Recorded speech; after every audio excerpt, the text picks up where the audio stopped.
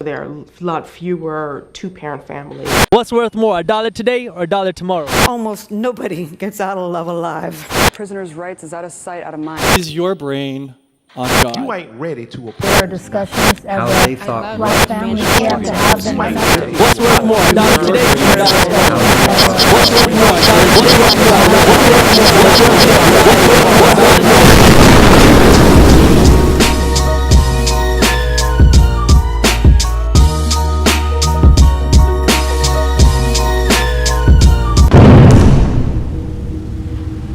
Welcome back to the Reality Gurus, where we hash out complex situations. For part 2, I'm going to be your host, and the actual debaters will be G.Cleve. Say what's up. Folks, the man, the myth, you know me. I'm coming for you, brother. Oh, you better get ready. And this is D.Brown. D.Brown, say what's up. What's going on? What's going on? I believe the myth part. Sure. Whoa, doesn't exist. I love it, man. Already back and forth. Okay. Beautiful. All right, gents. So for part 2, our primary focus is going to be on bullying. So how does bullying relate to our topic, which is are we preparing this generation's future middle class for success? So Greg, or I'm sorry, G.Cleve, let me ask you first. What do you think about this topic or this point? I am a big proponent of grab yourself by your bootstraps and do your own thing. There's not really much out here that I can experience that's going to knock me off my square and put me to the point where I feel I need someone's assistance for me to get through my everyday life. I just think that America now, the way that America is set up now, they want to rescue people a little too much. I'm completely accountable for everything that I do. I don't make excuses, and that's just how I live my life. I don't like the fact that America is doing their best to try to put in systems to protect people from things that we've been dealing with our whole fucking lives. I mean, and if we're not talking about necessarily putting hands on someone, right? I'm not giving no bodily harm whatsoever. This whole sticks and stones may break my bones, words will never hurt. I mean, I subscribe to that. I've been hearing for years that words do hurt. Well, I'm not a sucker, and I look at it that way. I'm going to keep it that way. Okay. All right. Good point. D.Brown, what do you got to say to that?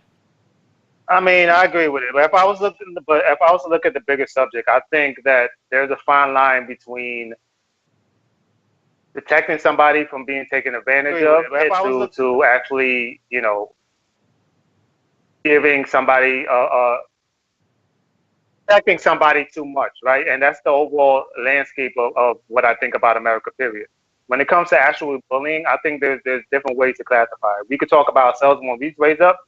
It didn't even matter if people gave words or put their hands on you, you still had to deal with it.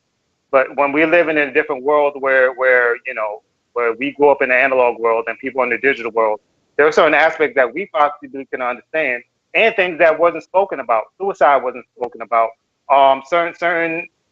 Certain levels of bullying was not there that is there now. And on top of that, society in itself has changed, where the way they approach bullying, and that part I will agree with, is much different than we would have took it. You know what I mean? Because when I grew up, my mom was the same way. Like yo, if there's somebody out there doing something, you do something about it. Okay. But it's a different landscape. Okay, sounds good. So back to G.Cleve's point. G.Cleve is saying implementing these extreme situations or implementing these extreme restrictions is not helping at all whatsoever. I mean, so what do you say to that, D.Brown? Do you agree? Do you disagree? I ultimately would agree, but I think part of the point, this is a part 2. So with the second point that we're speaking about, the first part, I'm sorry, when we're speaking about how people pacify their children, how people pacify kids right now, I think is a different subject. And this is why I say there's a fine line between creating this environment where everybody feels safe and another line where somebody has to be protected. There is a fine line between that. As far as it being effective, I don't. The part where people are being safe, that's definitely actually, I think, more detrimental. I think that is actually hurting people more than anything else. So As you far as the agree? bullying, I think that I agree with that. I mean, but when it comes to the bullying, I think that's something that needs to be more investigated. For I say that's the same thing because I cannot say that the bullying now is the same thing as my childhood because there's nothing in somebody else's childhood now coming up that is the same from when I came up. Whoa. You know what I mean? So So you're saying different things. bullying from like when you were a child and bullying today are totally different things? I think so. I believe so. Cleve, what do I you really do. G. Cleve, what do you say about that? At the end of the day, man, I was never a bully. Let's just clear something up. I want to make sure people understand I was never a bully. But I don't differentiate between the two. A bullying is considered a bullying. I could care less. My concern is, why does America feel that they have to intervene? I personally believe that the idea of bullying is necessary for the development of any individual. I'm not a woman, but I'm gonna say for a man, I think that little controversy, that stuff that you deal with, you are the little man, the big guy is towering over you, and you're in fear. That shit is needed because once you get into the real fucking world and see how things is really going down, just because the big man is hovering over you doesn't mean that Miss Crabtree is gonna come down the hall and save you. That's not happening. That's not happening. Either you're going to learn how to deal with it, defend yourself, or work around it, whether you're using your brain, you're using your hands, whatever it is, it's up to you. That's what I would wish America would do. Focus on trying to empower the people to do it for themselves, as opposed to rescuing them every time it seems like these cats are raising their hands saying something's going on. What are you going to do about it? What are you going to do about it? Why are you reaching out for assistance first? I honestly, if I've ever received any assistance from anybody, it's because they saw me struggling. It wasn't because I asked for it. They saw me struggling and asked if they could lend a hand. I'm not asking nobody for anything. I'm not looking for any assistance. And I believe that came directly from the fact that I came from a situation where I was thrown into an environment that was completely foreign to me. I see. Okay. When Great. I was Okay. Great points. So when you first started, speaking your point. So pretty much you're saying that it's not necessary for these implementations. However, what would you say right now if there was no implementations right now? People our children are committing suicide because there are not enough restrictions or implementations. So what would you say to that? So listen. just put out I don't. let them continue to commit suicide. Is that what you're saying? Here's the thing. The idea of suicide is absolutely tragic. The idea of a child taking their own life is tragic. But the point that I'm trying to make is, if you don't try to strengthen that side of you at a young age, how are you going to be able to deal with the crap that comes once you're an adult? And you have to take care of yourself eventually. That's the way that this country is set up. I say country because I know there's other countries where it's embraced to keep everybody under one roof until they're 40, 50 years old. But in this country, it's the complete opposite. I know. Yeah, So basically, my. But I understand what you're saying, but you're not answering the question. Children are committing suicide, so you're just saying that they need to toughen up. That's good, right? I understand that. But what do we do in the meantime to stop these children that are getting bullied very harshly from committing suicide? What are you saying? How do you change the prevent climate? that? Change the climate. Simply change the climate. What does that mean? What does that mean, G.Cleve? Okay, the climate right now, the way that the climate right now is, everybody's a fucking winner. And as long as the climate is going to be that way, when there's an individual, how tragic it may be, when there's an individual, right, that is going through something, right, and they're not receiving the assistance that this climate says is supposed to be available, what choice are you leaving them? Okay. What choice are you leaving them? You are making these people believe, or these kids believe from the time they were school age, that we're going to protect you. We don't subscribe to bullying. There's zero tolerance. There's this, there's that. So they give you this false sense of security that you're going to be taken care of no matter what. And then you become an adult and find out that all of that shit was a myth, just like Santa Claus. just like Santa Claus. Okay. A myth. But okay, hold on. Now that it's a myth, now that it's a myth, now you have to figure it out for yourself. A lot of these people don't even have what it takes to get through that because they were never taught. And unfortunately, the way that they take out is by taking their life. And that's tragic. That's tragic. And we to blame for that because of the climate that we put out here. We to blame for. Let me get to D.Brown. Okay, great passion, great points, g.cleve. So D.Brown, my question to you is, g.cleve is saying that the reason, a way to stop these children from committing suicide is to change the climate, meaning, to stop making everyone a winner. Does that even relate? What do you think? What are your thoughts on that? I don't think those two things relate. I think he's taking two different topics and keep on mixing them together.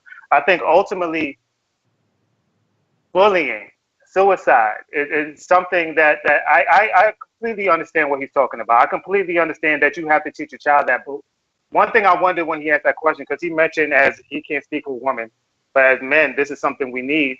So what happens if you have a child that is raised by a single mother who cannot necessarily teach her child to be that kind of man, to actually do that, right? Or what happens if that child doesn't even go to anybody else and keeps all that stuff in because they can't go to anybody else, and then eventually all that boils up to where they actually kill themselves.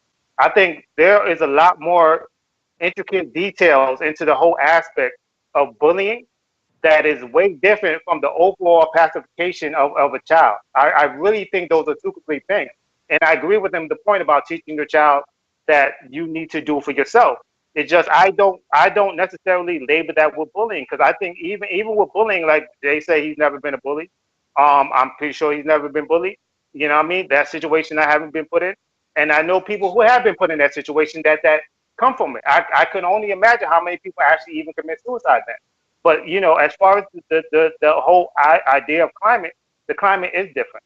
But is the climate different because of that? I don't agree with that. Like, I think the climate is overall different because of the way we treat our kids. And that doesn't necessarily have to do with bullying, because it has to deal with, I need my child to feel special. And that doesn't even include bullying, because if that child never been bullied and still has the same situation where they are on a football team, and or they on, let me pick a more individual sport, they are on track, and they still get an award for being on track and they didn't do good, that's still putting them in a bad situation because they're still not teaching them to reach for that goal.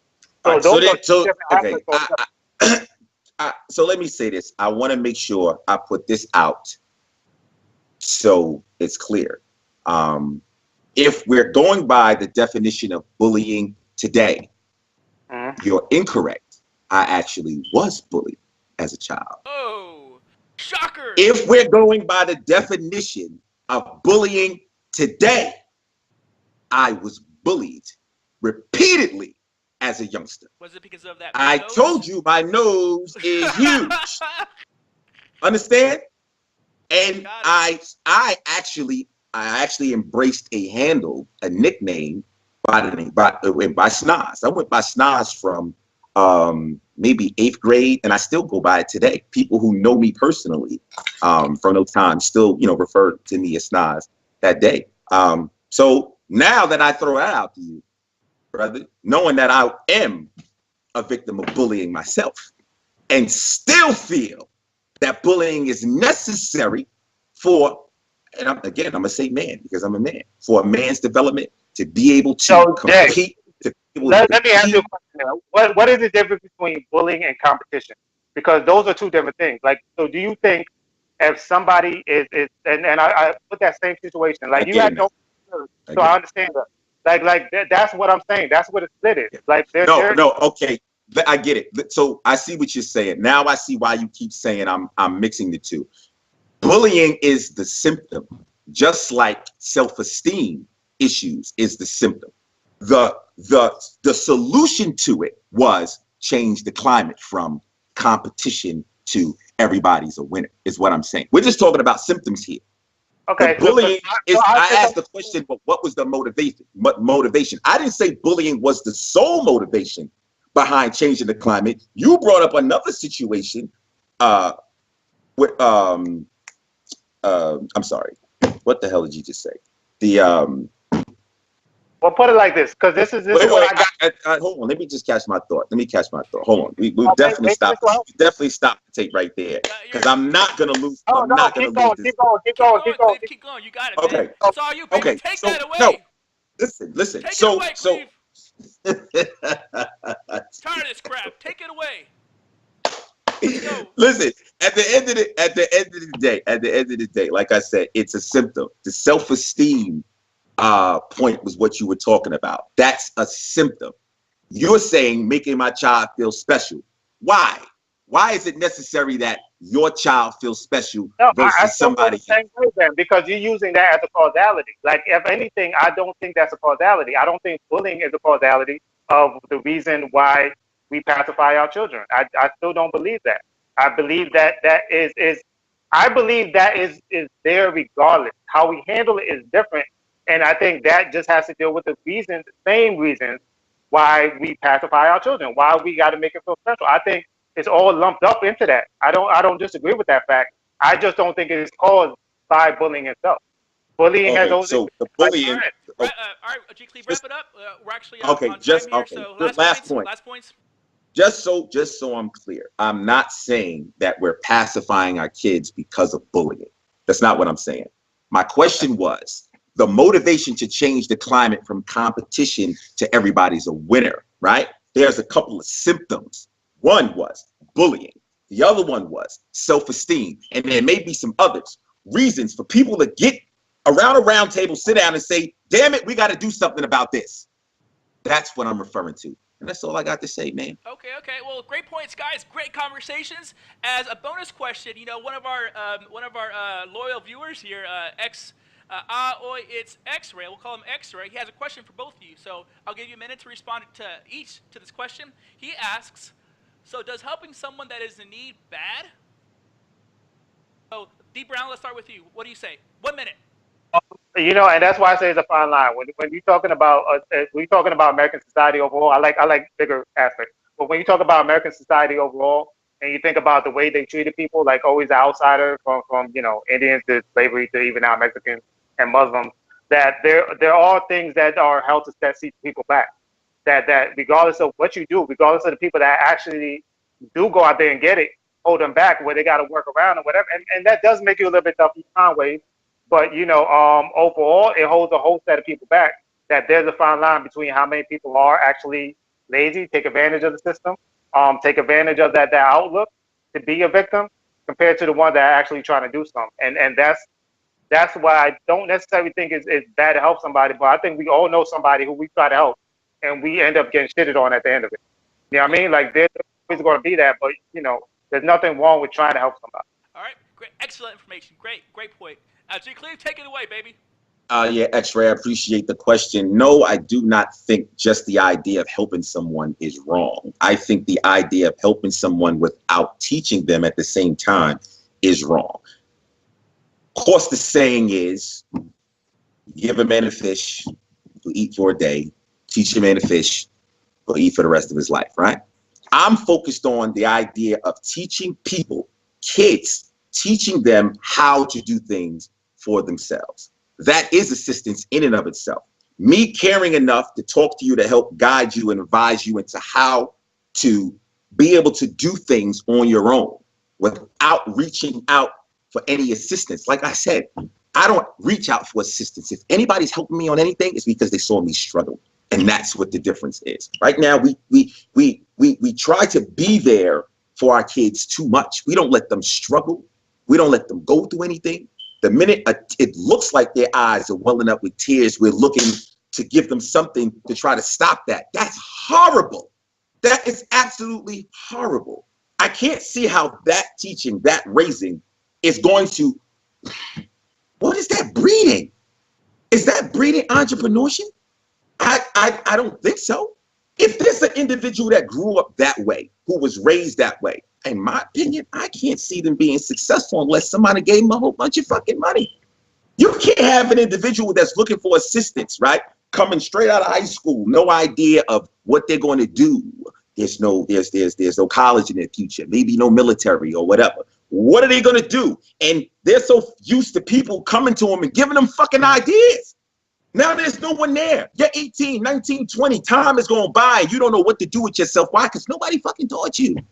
You go to public school and you're not taught how to critically think. You're taught how to take a fucking test. And we can't understand why our kids can't critically think. Who's teaching them? Who's teaching them? America has decided to cripple our children because I don't know what they don't want to deal with them. They don't want to deal with the problems. I don't know. But I said to you that the world is run by, and excuse me if anybody is viewing. I'm not here to offend by using these terminologies. It just makes it clear for everybody watching. It just makes it clear. It makes it clear for everybody watching exactly what I'm talking about. It may be simplistic, but I want to be clear that everybody viewing can understand. I believe that the world is being run by nerds, and since the people who may be intelligent but can't defend themselves without assistance. Sorry. And as long as the world is run by individuals like that, right, there's going to continue to be these campaigns to put in these systems to try to protect the so-called weak. I, at one point, was considered weak. I, at one point, was considered a bullied individual based on the definition of bullying right now. And right now, okay, sorry. Right now, no one can bully me if they want to. Pretty much the answer is yes. Pretty much is nice save. Well, we gotta make it clear. We gotta make it clear, man. Yes. I, you know, for the sake of ending it, I'm gonna leave it there. Yeah. Exactly. All right, guys. Thank you so much. That was amazing. I love the passion. Great information. Great points. I love it so much. Ladies and gentlemen, thank you so much for watching. If you love the video, if you like us, please like and subscribe. And we'll catch you next time. I'm Cyrus. Down below is g.cleve. And right next to me on the right-hand side is D.Brown. Thanks a lot, guys. See you later. Later, y'all.